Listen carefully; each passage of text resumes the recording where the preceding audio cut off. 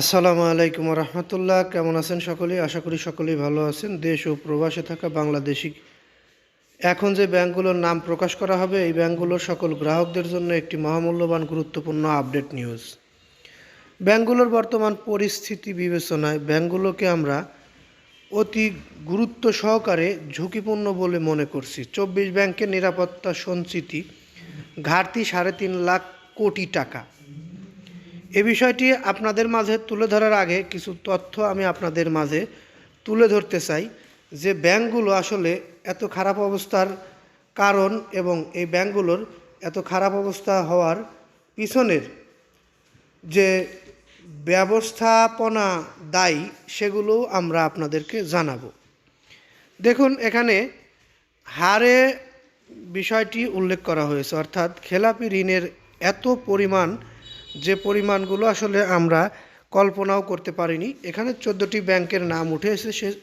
সেই ব্যাংকগুলোর নাম আমি আগে আপনাদেরকে জানাবো, তারপরে নিউজের বিস্তারিত আলোচনা করব।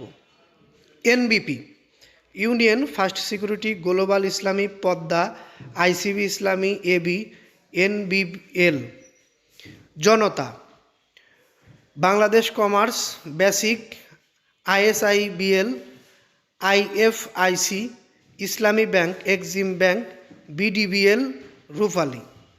অর্থাৎ এই ব্যাংকগুলো নিয়েই আমরা আপনাদের মাঝে কথা বলছি।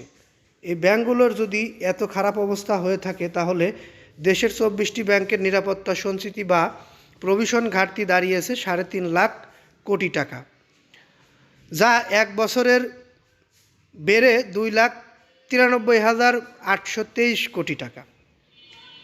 এক বছরের মধ্যে এত টাকা যদি খেলাপি ঋণ বেড়ে থাকে, তাহলে এই বিষয়টি কেমনে আমরা সমাধানে আসব, বা এই সকল ব্যাংকের গ্রাহকরা তাদের আমানতের টাকা কতটা নিরাপদে আছে বলে মনে করবে, এই বিষয়টি আমরা সংশ্লিষ্টদের কাছে জানতে চাই।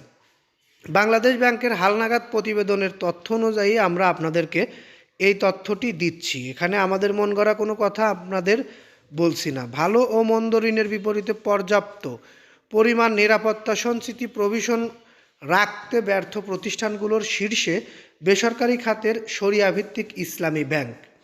ব্যাংকটির প্রভিশন ঘাটতি 82,094 কোটি টাকা। ব্যাংকাররা বলছে, বিগত বছরগুলোতে ব্যাংকগুলো যেসব ঋণ বিতরণ করেছে, তার বিপরীতে তারা নিরাপত্তা জামানতও ঠিকভাবে নেয়নি। অনেক ক্ষেত্রে যেসব জামানত রেখেছে, সেসব জামানতে অতি মূল্যায়ন দেখানো হয়েছে। এজন্য ঋণগুলো খেলাপি হওয়ার পর কেন্দ্রীয় ব্যাংকের শর্ত অনুযায়ী নিরাপত্তা সঞ্চিতির রাখতে ব্যর্থ হয়েছে। বাংলাদেশ ব্যাংকের তথ্য বলছে, গত সেপ্টেম্বরের শেষে সরকারি বেসরকারি মিলিয়ে মোট 24টি ব্যাংকের সম্মিলিত সঞ্চিতি ঘাটতির পরিমাণ দাঁড়িয়েছিল 3,49,859 কোটি টাকা।